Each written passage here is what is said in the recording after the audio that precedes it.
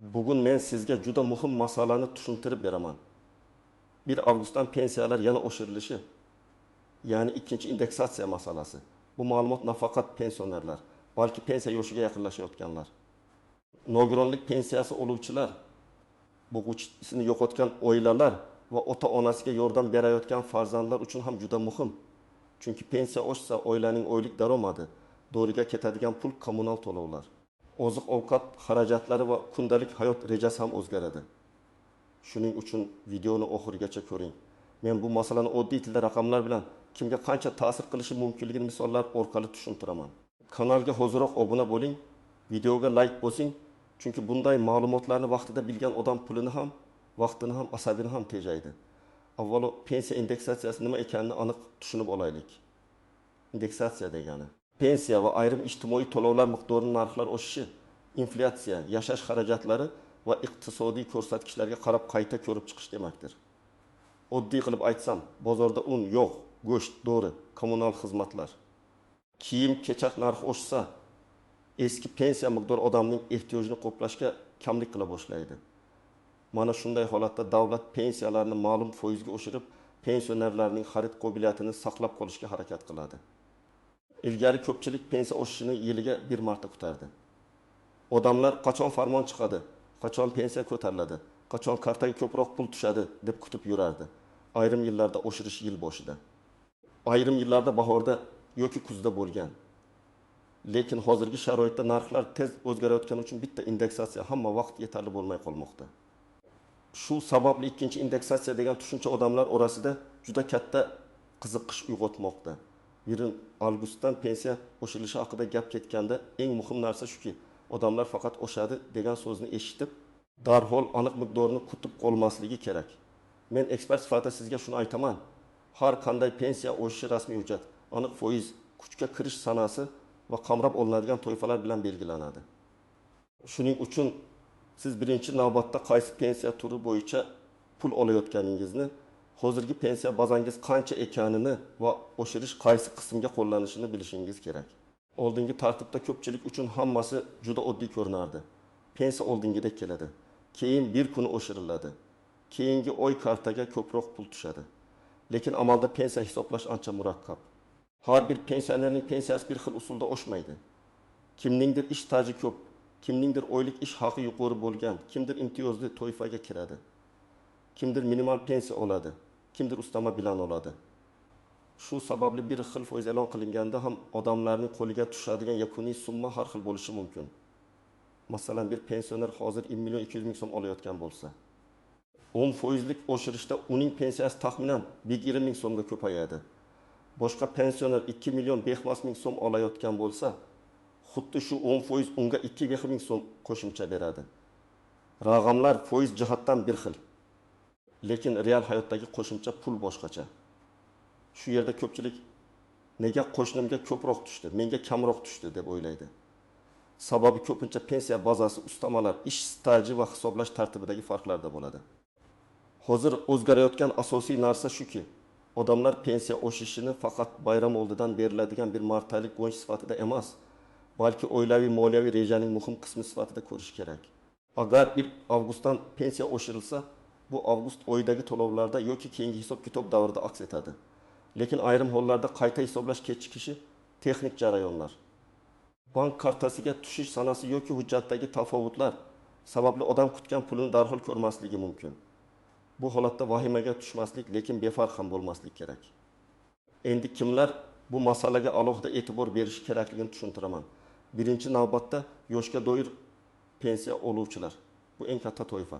Agar siz mehnat staji asosida pensiya olayotgan bo'lsangiz, oshirish sizning asosiy pensiya miqdoringizga ta'sir qilishi mumkin. Lekin aniq summa sizning hujjatlaringizga, avvalgi ish haqi ma'lumotlaringizga va mavjud ustamalarga bog'liq bo'ladi. Ikkinchi toifa nogironlik pensiyasi oluvchilar. Bu yerda ham ehtiyot bo'lish kerak. Nogironlik guruhi, tibbiy mehnat ekspert komissiyasi hujjatlari, pensiya tayinlangan sana va qo'shimcha ijtimoiy to'lovlar hisobga olinadi. Agar nogironlik pensiyasi minimal miqdorga yaqin bo'lsa, oshirishdan keyin eng kam kafolatlangan daraja ham ko'tarilishi mumkin. Bu ayniqsa dori-darmon xarajatlari yuqori bo'lgan oilalar uchun muhim. Uchinchi toifa boquvchisini yo'qotganlik pensiyasi oluvchilar. Bunda pul bir kishi nomiga emas, ko'pincha oiladagi voyaga yetmagan farzandlar yoki mehnatga layoqatsiz oila a'zolari uchun tayinlanadi. Agar indeksatsiya bo'lsa, bunday pensiyalar ham qayta hisoblanishi ehtimoli mavjud. Lekin har doim ham odamlar buni nazorat qilmaydi. Ba'zi oilalarda ona farzandlari nomidan pensiya oladi, lekin oshgan miqdor to'g'ri tushdimi yoki yo'qmi hisoblab ko'rmaydi. Men bunday oilalarga albatta to'lov tarixini tekshirishni tavsiya qilaman. Endi real hayotiy misollar bilan tushuntiraman. Tasavvur qiling, Toshkent viloyatida yashovchi 68 yoshli otaxon 1 million 970 ming so'm pensiya oladi. Uning uyiga doriga 350 ming so'm, kommunal to'lovlarga 2000 ming so'm, oziq ovqatga kamida 800 ming so'm xarajati bor. Agar pensiya 10% ga oshsa, qo'shimcha 15 ming so'm paydo bo'ladi. Bu katta boylik emas. Lekin bir oylik qon bosimi dorisi yo'l puli yoki kommunal to'lovning bir qismini qoplashi mumkin. Shuning uchun hatto 1 ming so'm ham pensioner hayotida ahamiyatsiz emas. Yana bir misol. Farg'onada yashovchi opa 2 million so'm atrofida pensiya oladi. Chunki u uzoq yil maktabda ishlagan. Agar indeksatsiya 12% bo'lsa, uning pensiyasi taxminan 2 ming so'mga oshadi. Bu pul bilan u nabirasining o'quv guruhlariga yordam berishi, dorixonadan kerakli dorilarni olishda farzandlariga kamroq og'irlik tushirishi mumkin. Lekin agar uning pensiyasida alohida ustama bo'lsa, hamma ustama bir xil foizda oshmasligi mumkin. Mana shu nozik joyini ko'pchilik bilmaydi. 3-misol. Qashqadaryoda yashovchi oila boquvchisini yo'qotganlik pensiyasi oladi. Oilada 2 nafar maktab yoshidagi bola bor. Har oy tushadigan pul bolalarning kiyimi, daftar kitobi, yo'l xarajati va oziq ovqatiga ketadi. Agar indeksatsiya amalga oshsa, bu oilada qo'shimcha 1000 ming yoki 200 ming so'm ham katta yordam bo'ladi. Lekin ona bank kartasiga pul tushganini ko'ribgina qo'ymasdan, pensiya jamg'armasi yoki tegishli xizmatlar orqali yangi hisob kitobni aniqlashtirsa, noto'g'ri hisob kitob bo'lsa vaqtida murojaat qila oladi. Men bu yerda aniq aytaman. Agar siz pensiya miqdoringiz oxirgi oylarda noto'g'ri tushayotgandek sezsangiz, albatta tekshirtiring. Masalan, qo'shningiz bilan bir joyda ishlagan bo'lsangiz, tajingiz o'xshash bo'lsa, lekin pensiyangiz ancha kam bo'lsa, bu savol berishga arziydi.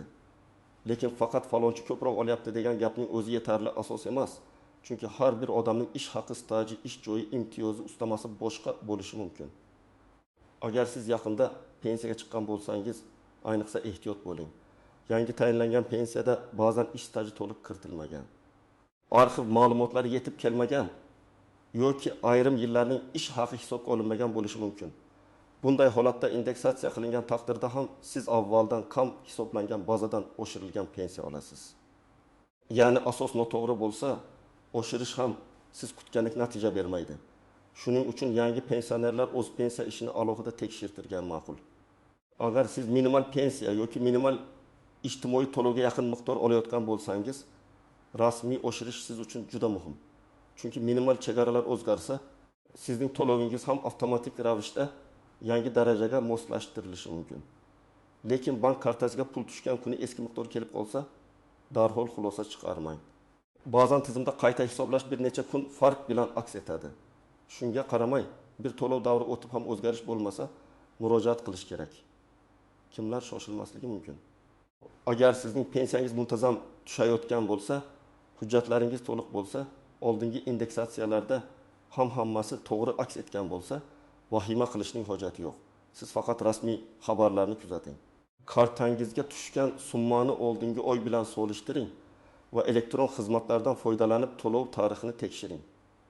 Lekin menga baribir avtomatik oshadi deb butunlay e'tiborsiz qolish ham to'g'ri emas. Endi eng muhim nozik jihatlarga o'tamiz. Birinchi noziklik, pensiya oshishi hamma qo'shimcha to'lovlarga bir xil ta'sir qilmasligi mumkin. Ba'zi to'lovlar asosiy pensiyaga bog'langan bo'ladi. Ba'zilari qat'iy belgilangan miqdorda bo'ladi. Ayrim ustamalar esa alohida tartib bilan hisoblanadi. Shuning uchun odam pensiyam 10% oshishi kerak edi, nega umumiy summa aynan 10% ga oshmadi deb hayron bo'lishi mumkin. Bunda avvalo qaysi qism oshirilgani, qaysi qism o'zgarishsiz qolganini aniqlash kerak. Ikkinchi noziklik, qarzdorlik, aliment, sud qarori yoki ijro hujjatlari bo'lsa, qo'lga tegadigan summa kamayishi mumkin. Pensiya 200 ming so'mga oshdi, lekin kartaga faqat 120 ming so'm ko'proq tushdi. Odam darhol menga kam hisoblashdi deb o'ylaydi. Aslida esa pensiyadan qonuniy ushlab qolish bo'lishi mumkin. Shuning uchun bankdan kelgan SMS bilan cheklanmasdan pensiya hisob kitobi va ushlab qolish sababini ham tekshirish kerak. 3-noziklik plastik karta, bank va to'lov sanasi. Pensiya tayinlangan bo'lsa ham bank tizimidagi kechikishlar, dam olish kunlari, bayram kunlari yoki texnik yangilanishlar sababli pul 1-2 kun farq bilan tushishi mumkin. Bu har doim ham pensiya oshmaganini anglatmaydi. Lekin bir necha hafta davomida muammo takrorlansa, bankka ham, pensiya jamg'armasiga ham murojaat qilish kerak. 4-noziklik yashash joyi o'zgargan pensionerlar. Agar siz boshqa tumanga ko'chgan bo'lsangiz, propiska yoki ro'yxatdan o'tish ma'lumotlari o'zgargan bo'lsa, pensiya ishining ko'chirilishi ba'zan vaqt oladi. Bunday vaziyatda indeksatsiya davrida ma'lumotlar yangilanmay qolsa, to'lovda chalkashlik bo'lishi mumkin. Ayniqsa qishloqdan shaharga yoki bir viloyatdan boshqa viloyatga ko'chganlar hujjatlarini tekshirtirib qo'ysin. 5-noziklik. Ishonchnoma orqali pensiya olish. Ayrim keksalar pensiyasini farzandi yoki qarindoshi orqali oladi. Bu qonuniy bo'lishi mumkin, lekin ishonchnoma muddati bank kartasi egasi SMS xabarnoma kimga borishi, pulning real egasiga yetib borishi kabi masalalarda ehtiyot bo'lish kerak. Men ko'p ko'rgan holat, pensioner pensiyasini oshdimi bilmayman deydi. Chunki kartani boshqa odam yuritadi. Bunday bo'lmasligi kerak. Pensioner o'z pulining miqdorini bilishga haqli. 6-noziklik arxiv ma'lumotlari. Eski davrda ishlagan odamlarning hujjatlari ba'zan korxona yopilgani, arxivga topshirilgani yoki ma'lumotlar to'liq saqlanmagani sababli muammo tug'diradi. Agar pensiya avval to'liq hujjatsiz tayinlangan bo'lsa, keyin arxivdan yangi ma'lumot topilsa, pensiya qayta hisoblanishi mumkin. Indeksatsiya esa faqat mavjud hisob-kitobga qo'llanadi. Demak, sizning haqiqiy stajingiz yoki ish haqingiz to'liq kiritilmagan bo'lsa, avval shu masalani hal qilish kerak. Endi nima qilish kerakligini aniq aytaman. Birinchi qadam. Hozirgi pensiya miqdoringizni yozib qo'ying. Iyul oyida qancha tushgan, avgust oyida qancha tushdi, oldingi oylar bilan farq qancha? Buni oddiy daftar yoki telefoningizga qayd qiling. Faqat SMS ga ishonib qolmang. Chunki SMSda umumiy tushum ko'rinadi. Lekin uning ichida asosiy pensiya, ustama yoki ushlab qolish tafsiloti bo'lmasligi mumkin. Ikkinchi qadam, rasmiy manbalarni kuzating. Pensiya oshishi bo'yicha eng ishonchli ma'lumot rasmiy qaror, prezident farmoni, hukumat qarori yoki pensiya jamg'armasi e'lonlarida bo'ladi. Ijtimoiy tarmoqlardagi har bir xabarga ishonmang. Ayniqsa, hamma pensionerga falon milliondan beriladi. Bugun ariza yozmasa pul olmaydi. Kartangizni yuboring. Pensiyani oshirib beramiz degan gaplar xavfli. Bular firibgarlik bo'lishi mumkin. 3-qadam, hujjatlaringizni tartibga keltiring. Sizda pasport yoki ID karta, pensiya guvohnomasi, mehnat daftarchasi nusxasi, arxiv ma'lumotlari, ish haqi to'g'risidagi ma'lumotnomalar, nogironlik bo'yicha hujjatlar, o'quvchisini yo'qotganlik bo'yicha guvohnomalar bo'lishi kerak. Hamma hujjatni har kuni ko'tarib yurish shart emas. Lekin ular qayerda turganini bilishingiz kerak. Farzandlaringiz ham bundan xabardor bo'lsin. 4-qadam, agar summa shubhali bo'lsa, og'zaki gap bilan cheklanib qolmang. Tegishli pensiya jamg'armasi bo'limiga murojaat qiling. Davlat xizmatlari markazidan maslahat oling yoki mavjud elektron xizmatlar orqali ma'lumot so'rang. Murojaatda shunday yozish mumkin: mening pensiyam miqdori 1 avgustdan keyingi indeksatsiya bo'yicha to'g'ri qayta hisoblanganini tekshirib berishingizni so'rayman. Pensiya turi oldingi va yangi to'lov miqdori, ustamalar hamda ushlab qolishlar bo'yicha yozma tushuntirish berishingizni so'rayman. Mana shunday aniq murojaat qilinsa, javob ham aniqroq bo'ladi. 5-qadam, bank bilan bog'liq masalani alohida tekshiring. Ba'zan pensiya jamg'armasi pulni to'g'ri hisoblaydi, lekin bank kartasida cheklov, eski karta, muddati o'tgan karta, bloklangan hisob yoki texnik muammo bo'ladi. Agar pul tushmasa, faqat pensiya jamg'armasini ayblashdan oldin bankdan ham hisob holatini so'rang. Karta muddati tugagan bo'lsa, uni yangilang. Telefon raqamingiz o'zgargan bo'lsa, bankdagi SMS xabarnomani yangilating. 6-qadam. Oilada pensioner bo'lsa, uni yolg'iz qoldirmang. Farzandlar ko'pincha otam yoki onam pensiyasini o'zi oladi deb e'tibor bermaydi. Lekin hozirgi raqamli tizimlar, bank ilovalari, elektron murojaatlar keksalar uchun har doim ham oson emas. Oyga bir marta ota-onangiz bilan o'tirib, qancha pensiya tushganini, oldingi oy bilan farqini, dorilarga yetyaptimi, qarzdorlik yo'qmi, kartasi ishlayaptimi? Shularni tekshirib qo'ying. Bu oddiy g'amxo'rlik, lekin amalda juda ko'p muammoning oldini oladi. 7-qadam. Agar pensiya kam hisoblangan deb o'ylasangiz, dalil to'plang. Oldingi to'lovlar tarixi bank ko'chirmasi. Pensiya tayinlash hujjati, mehnat staji bo'yicha ma'lumotlar, arxiv javoblari, barcha nusxalarni bir papkaga joylang. Murojaat qilganda menga kam tushdi deyishdan ko'ra, iyul oyida shuncha tushgan, avgust oyida shuncha tushgan. Rasmiy oshirishdan keyin farq nega bunday bo'lganini tushuntirib bering desangiz, masala tezroq ko'riladi. 8-qadam, firibgarlardan ehtiyot bo'ling. Pensiya oshirilishi haqida xabarlar chiqqanda firibgarlar faollashadi. Ular telefon qilib, pensiyangizni oshirib beramiz, karta raqamingizni ayting, SMS kodini yuboring, ariza to'ldirib beramiz deyishi mumkin. Hech qachon SMS kod bermang. Bank kartangizning to'liq ma'lumotlarini begona odamga aytmang. Rasmiy idoralar sizdan telefon orqali SMS kod so'ramaydi. Pensionerlar bu masalada ayniqsa ehtiyot bo'lishi kerak. 9-qadam, qo'shimcha imtiyozlaringizni ham tekshiring.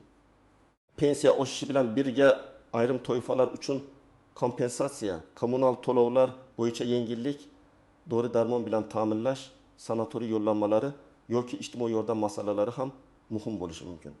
Ko'p odam faqat pensiya miqdoriga qaraydi, lekin o'ziga tegishli boshqa imkoniyatlardan foydalanmaydi. Mahalla, tuman ijtimoiy xizmatlari, davlat xizmatlari markazi orqali sizga qanday yordamlar tegishli ekanini aniqlang. 10-qadam.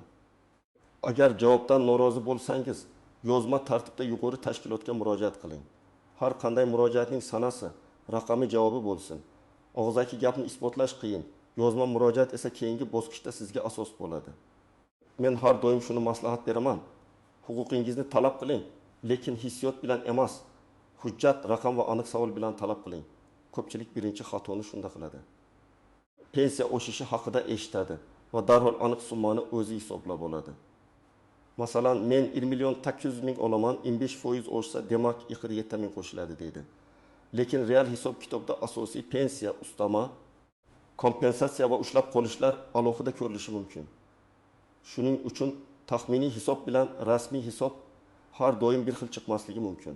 Ikkinchi xato qo'shni yoki qarindosh bilan solishtirish. Bir mahallada yashaydigan ikki pensionerning pensiyasi bir xil bo'lishi shart emas. Hatto ikkalasi ham bir zavodda ishlagan bo'lsa ham, lavozimiy ish haqi, staj ishlagan yillari, zararli mehnat sharoiti, imtiyozli davrlari farq qilishi mumkin.